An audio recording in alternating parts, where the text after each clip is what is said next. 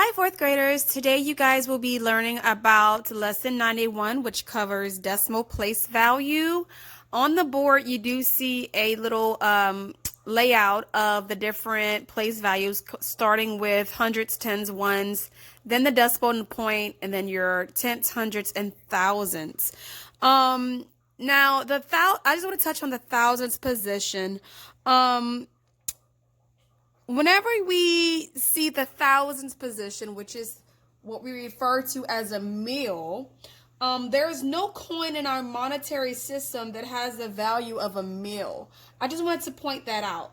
The only time you will ever see consumers charged a cost in meals is whenever they purchase gasoline or something to that extent. That's the only time you'll ever see 3 digits and any type of payment when it comes to buying something. You don't really see that whenever it comes to going buy a shirt or anything as such at the store or anything like that. So, for example, if the cost of 1 gallon, of gas is $3.4999 or $3.49.9, the digit 9 in the thousands place and the fraction 9/10 represents the 9 mils, which is 9/10. Okay, so they basically would round that up. So it would round to $3.50, pretty much is what it's saying. So as we continue with this lesson, I want you guys to become more familiar with place value.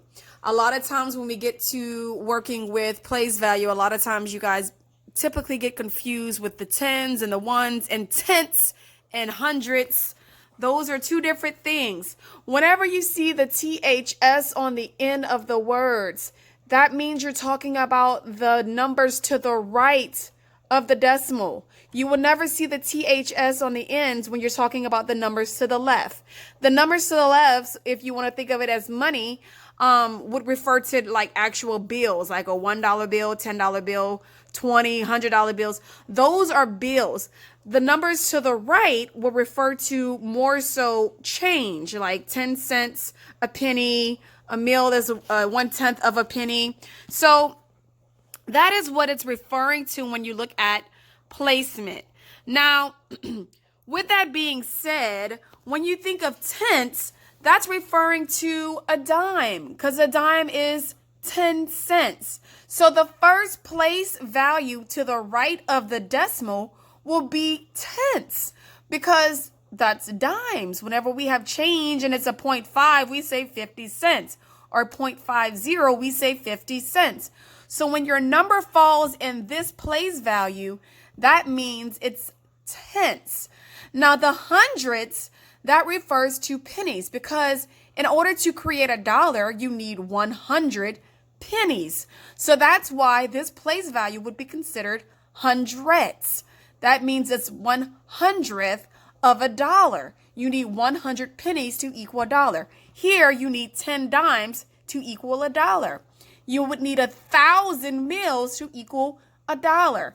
So that's where the names would originate from.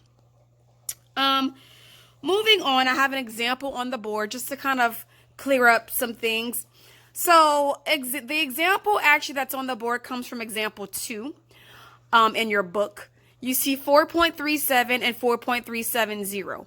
Now, first I'm going to touch on the first note that I have on the board, which says the 0 that you see in the second example, it holds no value. So when you're comparing the value of these two numbers, they are the same. Meaning, when you're trying to say which number is bigger, which number is smaller, which one holds a greater value, they're the same, only because 0 has no value. So when you have a 0 on the end and you have to compare what number out of the two is bigger, and if it has a 0, then it's basically the same. It's equal. You can just basically cover the 0. However, if there was another number that held value, like the 1 or 2 or 5, etc., then of course this number would be bigger. Now, when you're having to tell place value, meaning where the digit falls, they are different. For this one, you would say 4 and 37 hundredths. Okay? 4 and 37 hundredths. Why? Because my 7 falls in the second place value to the right of the decimal, which is my hundredths position. Now, for this example, you would say 4 and 370 thousandths. 370 thousandths. Whenever you're naming a decimal or telling the place value, you're going to read the number as you see it. This looks like 37. This looks like 370. The reason why it's 370 thousandths is because you have 3 place values to the right of the decimal. The 0, though it holds no value, it still falls in a place. It's holding a place for this particular number. And the place value it holds is the thousandths. So that's why when you're naming the number, you would say 370 thousandths. Also, when you're in your lesson practice, you're going to have to compare the numbers. I would suggest lining your numbers up like this, like I have here. It's going to say, name the number that's in the tenths place or name the number that's in the hundredths place. You can line them up like this and make sure they're even, and that will help you guys out. I will also pause the video to post a decimal place value chart that you can utilize to help you with your work. Okay, real quick, I also wanted to give the example that's shown in the book for example 4. I wanted to go over that really quick for you. The original problem says subtract 4.37 minus 1.146. You're going to follow the same rule that you would always do, which is put the larger number on top. We know that 4 is larger than 1, so you're going to put that number on top. It doesn't matter if the 1.146 has more digits. That's not what makes it larger. What makes it larger is the value of the 4. So, with that being said, you're going to put the digit with the 4 on top and just line up your decimals. So, when you do that, you will see that above the 6, there is an empty spot. You're going to have to fill that empty spot with a 0, okay? You're going to fill that empty spot with a 0. Now, you know you cannot take 6 away from anything, so now you're going to have to do your borrowing. You're going to take 1 from your 7, so that 7 will become 6, and that 0 will become 10. 10 minus 6 is 4. 6 minus 4 is 2. 3 minus 1 is 2. You drag your decimal down, line them up all the way through, and 4 minus 1 is 3. You're going to line up your decimals all the way down. If you do not line up your decimals, you will get the incorrect answer. Please don't put this number on top. If you put the 1.146 on top, you will get the wrong answer. Don't get nervous when you see an empty spot. When there's an empty spot, just add your 0 and subtract as normally. I do want to add that when you start your lesson practice, so please pay attention to the problems that's shown in the lesson practice. The numbers may be the same digits that's used in each individual number. However, the decimal placement may be different. For example, G, it says 12.34 minus 1.234. They use the same digits, but they put the decimal in different places, which make the value of each number different. So please remember, you always put your larger number on top and fill in any empty spots with a 0.